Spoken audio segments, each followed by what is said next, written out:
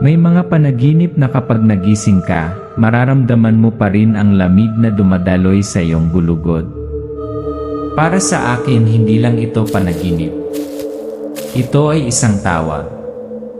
Noong 1962 sa gitna ng ligaw na kabundukan ng Mindanao.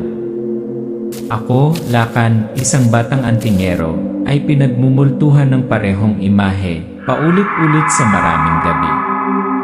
Isang babae nakatalikod sa akin na tatakpan ng mahaba niyang buhok, ang halos buong mukha niya nakatayong hindi gumagalaw sa ambon. Hindi na siya lumingon pero umalinggaw ang boses niya sa tenga ko. Hanapin mo ako at hanapin ang itim na bato bago pa huli ang lahat. Tuwing nagising ako, nararamdaman ko ang pagbilis ng tibok ng puso ko at kakaiba sa tabi ng bintana. Palaging may makinis na itim na dumi na parang may nakatayo lang doon na nanonood sa akin mula sa labas. Akala ko noon panaginip lang pala. Hanggang sa nagsimula siyang mag-iwan ng mga karatula para gabayan ako. Kakaibang mga ukit sa mga puno ng kahoy ang mga batong-bato na nakaayos sa mga sinaunang simbolo at ang malamig na tingin ng mga estranghero na hindi ko sinasadyang nakasalubong sa kalsada. Alam ko hindi ko na ito mapapansin.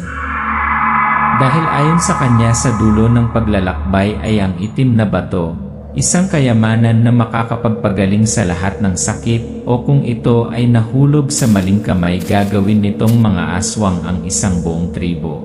Walang kamatayang mga demonyong sumisipsip ng dugo. Ang problema ay kung saan niya ako gustong pumunta ay ang Kabanwa, ang lupain na tinawag ng mga tao na nakalimutan ngayon. Isang lugar kung saan sa sandaling tumuntong walang sinuman ang magiging katulad muli. 1962. Mindanao, isang lupain kung saan, kapag sumasapit ang gabi, tila nilalamon ng gubat ang lahat ng tunog. Ako si Lakan, isang batang antingero. Mula sa aking unang bahagi ng 20s, ako ay nabighani sa anti-anting, mga sinaunang anting-anting na ipinasa mula sa henerasyon hanggang sa henerasyon, na pinaniniwala ang nakakaiwas sa mga sakit at maging sa mga madilim na puwersa. Ngunit hindi ko alam ang hilig na iyon ay magdadala sa akin sa isang paglalakbay kung saan hindi na ako makakabalik. Nagsimula ang lahat sa paulit-ulit na panaginip. Sa panaginip, nakatayo ako sa isang makapal na maulap na kagubatan. Dinala ng hangin ang amoy ng mamasa-masa na lupa at ang amoy ng amoy parang natuyong dugo. Sa harap ko ay isang babae, mahabang buhok, natatakpan ang kanyang mukha, nakatayo na nakatalikod, hindi gumagalaw. Hindi na siya lumingon pero nasa tabi ng tenga ko ang boses niya. Hanapin mo ako at hanapin ang itim na bato bago pa huli ang lahat. Sa bawat paggising ko ang lakas ng tibok ng puso ko. At kakaiba sa tabi ng bintana, palaging may itim na bahid ng lupa, parang may nakatayo roon buong magdamag, pinapanood akong natutulog. Naisip ko ito ba ay isang palatandaan mula sa daigdig ng mga espiritu o isang panlilinlang lamang ng isip? May bahagi sa akin na gustong maniwala sa espiritualidad, ang kabilang bahagi ay bumulong, baka naliligaw ka. Pero habang lumalaban ako, mas naging malinaw ang panaginip. Hanggang sa punto nagsimula siyang mag-iwan ng mga palatandaan sa aking dinadaanan, kakaibang mga ukit sa mga puno ng kahoy, mga batong nakaayos sa mga sinaunang simbolo, at ang nagyelong mga titig ng mga estranghero na hindi ko sinasadyang nadaanan. Napagdesisyonan kong ayusin ang mga gamit ko. Sa aking bag na tela may 3 mahalagang bagay na anti-anting. Kalasag ng diwa, isang anting-anting na balat ng sawa, na ipinamana mula sa isang mandirigma na nakaligtas sa 10 pakikipaglaban sa aswang. Ito ay pinaniniwalaan upang protektahan ang isip mula sa pag-aari ng demonyo. Bato ng apoy, isang pulang mainit na bato na kinuha mula sa isang patay na bulkan na kapag pinainit ay maitaboy ang masasamang espiritu. Kaluban ng bakal, isang sinaunang metal na anting-anting na isinusuot malapit sa dibdib upang iwasan ang nakamamatay na pag-atake.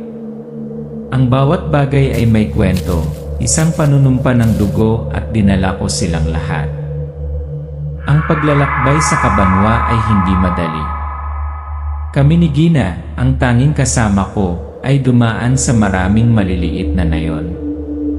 Kahit saan. Nakatanggap ako ng maingat na mga tingin at bulong. Huwag ka nang lumayo pa. Ang Kabanwa ay isang lugar kung saan kapag pumasok ka, hindi ka na magiging iyong sarili. Ang isang matandang lalaki ay nagdiin pa ng isang bag ng asin sa aking kamay at bumulong. Kapag narinig mo ang tunog ng mga pakpak na pumapagaspas sa gabi, iwiwisik ito sa paligid ng iyong tinutulugan. Ngunit para sa akin lahat ng mga babala ay ginawa lamang ang aking mga hakbang na mas tiyak. Hindi ko alam kung naghahanap ba ako ng kayamanan o ipinadala ang aking sarili sa bibig ng dyablo. At pagkatapos ng lumubog ang araw sa ikatlong araw, sa harapan ko lumitaw ang bulok na kahoy na tarangkahan na nagmamarka sa hangganan ng Kabanwa. Bumukas ang bulok na gate na gawa sa kahoy at kaagad naramdaman ko. Ang Kabanwa ay hindi katulad ng anumang lugar na napuntahan ko. Ang mga bahay ay gawa sa kawayan at kahoy, nabubong ng mga dahon ng palma, pinagsama-sama ngunit walang ilaw na nakabukas. Ang kumikislap na liwanag mula sa mga nakakalat na sulo lumikha ng makapal na mga bahagi ng kadiliman na nilamon ang pangunahing kalsada. Ang amoy ng usok, mamasa-masa na lupa, at isang hindi maipaliwanag na masangsang na pabango pumapasok sa bawat hininga. Lahat ng mata ay napalingon sa akin at kay Gina malamig, naghahanap ng tingin na parabang iniisip kung tayo ay mga bisita o biktima. Isang malalim na boses ang umalingaw mula sa dulo ng kalsada. Isang matandang lalaki ang lumabas payat, ngunit may mata na kasing tulis ng kutsilyo. Di ka welcome dito. Bumalik ka bago pa huli ang lahat. Sinubukan kong maging kalmado, tumugon, isa lang ang hinahanap namin, ang itim na bato. Maaari nitong pagalingin ang may sakit.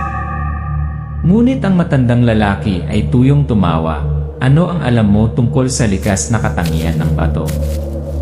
Hindi lamang nito ginagamot ang mga sakit, nagdudulot din ito ng lakas at pagnanasa sa dugo. Lumapit siya, ang kanyang boses ay mahina bilang isang babala. Ang nagdadala nito maililigtas ang buong nayon o gawing mga demonyo ang lahat. Naghiwalay ang mga tao, nagbigay daan para sa isang matangkad, matipunong lalaki, mahigit 40 taong gulang. Dato Maugat ang pinuno ng Kabanwa. Tumingin siya sa akin, ang kanyang mga mata ay tila tumagos sa aking mga iniisip. Ang gusto ng bato dapat matalo ako. Walang kamay. Walang armas. Lakas lang. Naunawaan ko hindi lang ito isang hamon, kundi ang kanyang paraan ng pagsubok kung karapat-dapat akong tumuntong ng mas malalim sa teritoryong ito. Pumasok kami sa maruming patio sa gitna ng nayon. Sa paligid, nagtipon-tipon ang mga taga-nayon, ang kanilang mga mata ay magkahalong kuryosidad at pagdudugo. Nagsimula ang laban. Si Maugat ay sumulpot na parang ligaw na kalabaw, isang mabigat na suntok na parang martilyo na tumatama sa aking balikat. Napaatras ako, tumalikod, gamit ang sariling lakas para ma-off balance siya. Hindi naman siya kasing bagal ng inaakala ko. Isang roundhouse na sipa na halos hindi na nakalampas sa aking tadyang ay nagpasuray-suray sa akin. Nagpalit ako ng taktika, pagpikit, sunod-sunod na suntok, pagpuntirya sa kanyang dibdib at tiyan.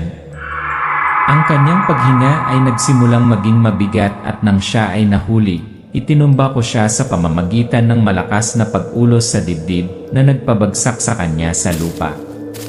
Umuungol ang mga taga-nayon, bumagal ang musika, ngunit nananatiling tensyonado. Bumagsak ang katahimikan. Pagkatapos, ang ilang mga tao ay nagsimulang tumango, ang iba ay tumitingin sa akin na may kahina-hinala. Itinulak ni Dato maugat ang kanyang sarili sa kanyang mga kamay, tumawa, panalo ka. Sa ngayon manatili ka. Ngunit napagtanto ko ang tagumpay na ito ay hindi nagbibigay kasiyahan sa lahat. Sa karamihan ng tao, may mga mata na parang punyal at halos hindi natatagong mga bulong. Kung nasa kanya ang bato, babaliin niya ang sumpa at mawawala ang lahat ng kapangyarihan natin. Sa sandaling iyon alam ko si Cabanwa ay may higit sa isang kaaway. Pagkatapos ng laban, wala nang sinabi si Dato Maugat, ngunit alam ko, sa likod ng kanyang ngiti may daan-daang hindi nasagot na mga tanong. Sa gabi, dinala ako sa isang kubo sa gilid ng nayon. Sa dilim, may palihim na lumapit sa akin, si Pia, isang matalinong babae, ang kanyang mga mata ay parehong alerto at apurado. Ang sabi niya, ang itim na batong hinahanap ko ay hindi lamang isang nakapagpapagaling na kayamanan. Ito ay ang puso ng isang sumpa. At ang sumpa na iyon nagmula daan-daang taon na ang nakalilipas, nang ang tribo ng Cabanwa ay pumirma ng isang kasunduan sa dugo sa isang nilalang na tinatawag na Hanagoba. Kapalit ng kapangyarihan at kawalang kamatayan, ang buong angkan ay magdadala ng linyang aswang.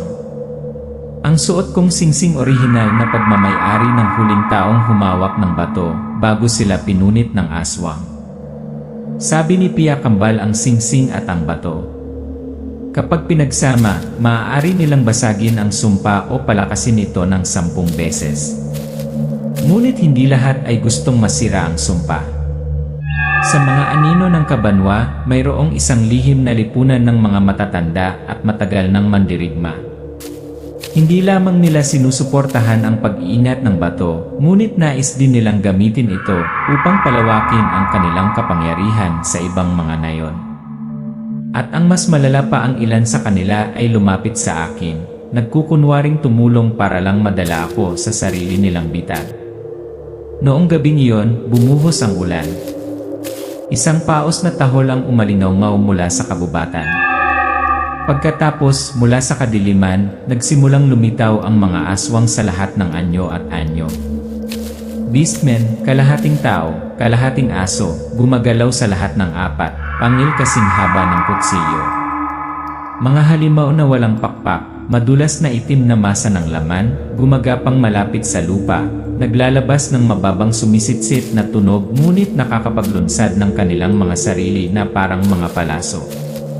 Mga shepe-shifter, sa una ay nasa anyo ng mga umiiyak na bata, ngunit habang papalapit sila nagtransform sila sa mga bagay na may madugong ngipin. Hindi sila sumalakay ng maramihan, ngunit lumipat sa maliliit na grupo, naghiwa-hiwalay upang palibutan ako, pinilit akong humiwalay kay Gina. Binuksan ko ang kalasag ng diwa sa harap ng aking dibdib, nakaramdam ako ng mainit na daloy ng hangin na nagtataboy sa ilang halimaw. Sa aking kamay, ang pulang bato ng apoy, itinapon ko ito sa basang lupa, na lumikha ng makapal na ulap ng usok na ikinagulo ng aswang. Sinimulan ko ang ritual ng exorcism, isang sinaunang awit ng babaylan. Dugo ng lupa, pawiin ang dilim. Alis, alis sa katawang diyo. Ang bawat pag-awit ay tila tumatago sa ulan, na naging sanhi ng ilang aswang na manginig, gumuho ngunit napakarami pa rin. Sa kabuluhan, nasulyapan ko ang isang figura, hindi isang aswang, ngunit isang gabay para sa kanila. Si Julio iyon, isa sa mga lumalabas na kakampi ko. Nag-click ang lahat, siya ang nagpakita ng daan, ang nagbukas ng gate para makapasok ang aswang. Pero wala akong oras para harapin siya. Dahil sa sandaling iyon mula sa kadiliman, isang malakas na dagundong at lumitaw si Hanagoba. Isang napakalaking figura, ang mga mata ay mamula-mula gaya ng nagningas na uling, mga kuko ng isang dangkal ang haba bawat hakbang ay nayayanig ang lupa. Alam ko kung hindi ako nakaligtas ngayong gabi, hindi ako magkakaroon ng pagkakataong mahawakan ang bato at walang maiiwan na buhay para maalala ang pangalanglakan. Pagkatapos ng madugong gabing iyon, ang mga bakas ng paa ni Hanagoba at ng mga halimaw ay dinala ako, sina Pia, Gina at Dato maugat sa lugar na tinawag lamang ng mga taga-nayon na kuweba ng mga sumpa. Kahit sa paligid na kagubatan, ramdam kong may nakatingin sa amin. Ang mga higanting sinaunang puno, ang kanilang mga ugat ay baluktot na parang mga higanting sawa, ay naglagay ng makapal na itim na anino. Sa kalangitan, ang mga pulutong ng mga itim na paru-paro ay lumipad sa mga bilog na tila nagbabantay sa pasukan.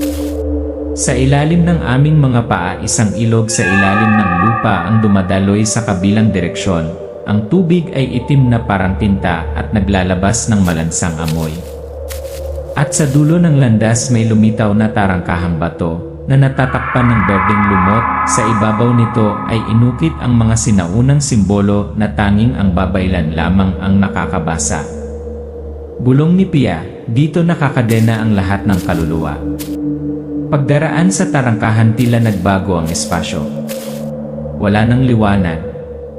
Kumikislap na lamang ang mga anino at ang malayong alingaw-ngaw ng mga dagundong. Wala pa kaming oras sa Diyos pagkatapos ay dumating ang mga kampon ni Hanagoba. Hindi sila tulad ng mga aswang na nakita ko noon, kalahating taas ng normal na tao, maputi ang balat, dilaw na mata na parang pusa. Ang bawat pag-atake ay napakalakas na ang mga bato ay nabasag sa ilalim ng paa. Ginamit ko ang aking bato ng apoy para laslas ang lupa na lumilikha ng pulang usok sa paligid ng grupo na pinipilit silang bumalik. Sinaksak ni Dato maugat ang isa sa dibdib gamit ang kanyang kahoy na sibat, ngunit agad na sinugod ng dalawa pa. Pagkatapos talunin ang mga alipores, pumasok kami sa pangalawang silid ng kuweba kung saan naghihintay si Hanagoba. Mas malaki siya sa inaasahan ko, mahaba ang buhok ng seaweed, dark gray na balat, mga galos na parang linta sa buong katawan. Sa kanyang kamay isang itim na bato ang kumikinang salamat sa singsing na nawawala sa akin. Naparito ka ba upang sirain ng sumpa, Lakan? Ang kanyang tinig ay umalingaw-maw na parang isang bato, puno ng panunuya. Naningil kami. Mas malakas siya kaysa sa anumang naharap ko. Ang bawat suntok niya ay lindol na pinipilit akong gumalaw palagi, naghahanap ng bukas. Ginamit ko ang kalasag ng diwa para harangin ang kanyang mga kuko, habang si Pia naman ay umatake mula sa likuran gamit ang kanyang silver na kutsilyo. Ngunit napakabilis ni Hanagoba, itinapon niya si Pia sa bangin. Habang kami ni Hanagoba ay nahihirapan, si Julio ay lumitaw mula sa kadiliman. Hindi mo naintindihan, Lakan. I only want this power for myself. Sigaw niya tapos bigla akong sinaksak sa balikat. Sa sakit na pagtanto ko. Si Julio ang nakipagkasunduan kay Hanagoba para ipagkanulo ang tribo. Ipinagtapat niya ang kanyang nakaraan, ang kanyang pamilya ay minsang pinatay ng sumpa, ngunit sa halip na lumaban, pinili niyang sumuko, maging isang lingkod upang makakuha ng kapangyarihan. Tumayo ako, gamit ang singsing na pinagsama sa bato at bato ng apoy, lumikha ng pulang sinag ng liwanag na tumagos sa depensa ni Hanagoba. Napasigaw siya ng liwanag, nagsimulang magwatak-watak ang kanyang katawan, nasusunog ang bawat patong ng balat at naging abo. Ngunit nang akala ko ay tapos na ang lahat. Ginamit ni Hanagoba ang kanyang natitirang lakas para ilunsad ang isang nakamamatay na suntok sa akin. Sumugod si Dato maugat, hinarangan ang suntok sa buong katawan. Ang kanyang dugo ay tumalsik sa batong sahig. Ang kanyang mga mata ay nakatingin sa akin nang walang pagsisisi, wakasan ang sumpa ngayon. Natumba siya, may ngiti pa rin sa labi. Inipon ko ang lahat ng aking lakas, binibigkas ang huling spell, at sinaksak ang sinag ng liwanag mula sa singsing, bato, anting-anting diretsyo sa puso ni Hanagoba. Nayanig ang buong kuweba. Ang kanyang dagundong ay tumagal, pagkatapos ay tumigil, nag-iwan ng matinding katahimikan. Ang sumpa na pailing. Pero alam ko hindi pa tapos ang laban na ito. Ang liwanag mula sa itim na bato ay unti-unting kumupas at isang manipis na puting usok ang kumalat sa buong Cave of Curses. Tumingin ako sa paligid, nanginginig ang mga halimaw, ang kulay abong balat ay natuklap, nahulog sa sahig na bato. Sa ilalim ng demonyong shell may mga mukha ng tao, gulat, pagod at puno ng luha. Ang ilan ay bumagsak, nakatakip ang kanilang mga mukha at umiiyak na parang mga bata. Ang ilan ay tumawa, sumisigaw sa tuwa nang mapagtanto nila na sila ay hindi na nakagapos ng sumpa. Ngunit mayroon ding maitim na mga mata nang hihinayang sa kapangyarihang nawala sa kanila. Tahimik silang umalis sa kuweba, nawala ang kanilang mga figura sa kabubatan nang walang sabi-sabi. Pagbalik namin sa Kabanwa, nagtipon ang mga taga-nayon sa plaza. Isang lalaki ang tumayo, sumisigaw, "Lakan! Iniligtas mo kami. Maging aming bagong pinuno." Kumalat na parang apoy ang sigaw, pero umiling lang ako. Di ako nandito para manguna. Ako ay manlalakbay lamang at ang aking paglalakbay ay hindi pa tapos. Hinawakan ko ang bato sa aking kamay, ang bagay na nakabasag ng sumpa. Ngunit maaari ring magsimula ng isang bagong bangungot kung nahulog ito sa maling mga kamay. Noong huling gabi ko sa Kabanwa, nahanap ako ni Pia. Sinabi niya sa labas, sa Hilaga, mayroong isa pang tribo ng aswang, mas brutal, mas marami, at narinig nila ang tungkol sa bato. Kung darating sila, lahat ng napanalunan natin mawawala. Natahimik ako, nakahawak lang sa bato sa kamay ko. Sa aking puso, alam ko ang kapayapaang ito ay pansamantala lamang. Ang tunog ng banayad na hangin, ang tunog ng mga yabag sa mga tuyong dahon. Nung madaling araw, umalis ako sa Kabanwa.